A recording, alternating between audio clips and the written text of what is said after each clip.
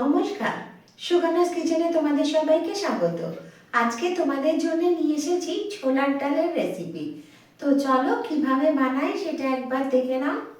এসো তাহলে এই নিরামিষ ছোলার ডাল আমি কিভাবে বানাই সেটা একবার দেখে নাও।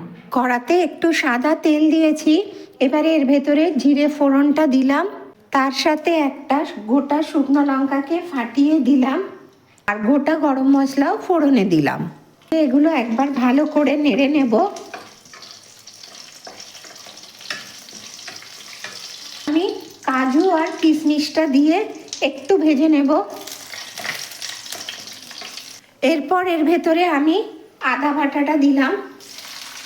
আদার কাঁচা গন্ধটা যাওয়া পর্যন্ত এটাকে একটু ভালো করে কষে নেব। আদার কাঁচা গন্ধটা চলে গেছে। এর ভেতরে আমি ছোলার ডালটাকে সেদ্ধ করে রেখেছি অল্প নুন দিয়ে, সেটা দিয়ে দিচ্ছি। একে একে সমস্ত মশলা দেব। প্রথমে চিনি দিলাম, যেহেতু নুন দিয়ে সেদ্ধ করেছি তাই নুন দিলাম না, পরে একবার টেস্ট করে দেখে নিয়ে তবে নুনটা দেব।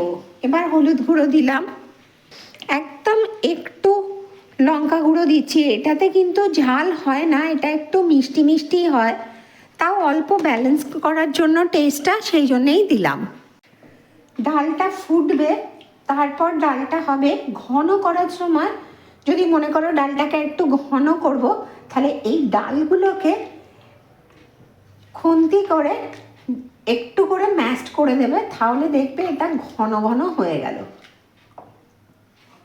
এই দেখো এইভাবে করবে, এই দেখো এইভাবে আমি করছি।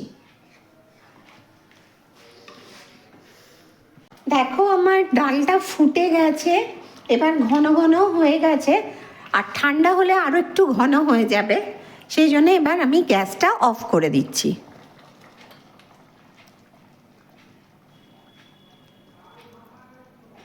নিরামিষ ছোলার ডাল আমার রেডি। গরম গরম পরিবেশন করো রুটি, লুচি বা পরোটার সাথে।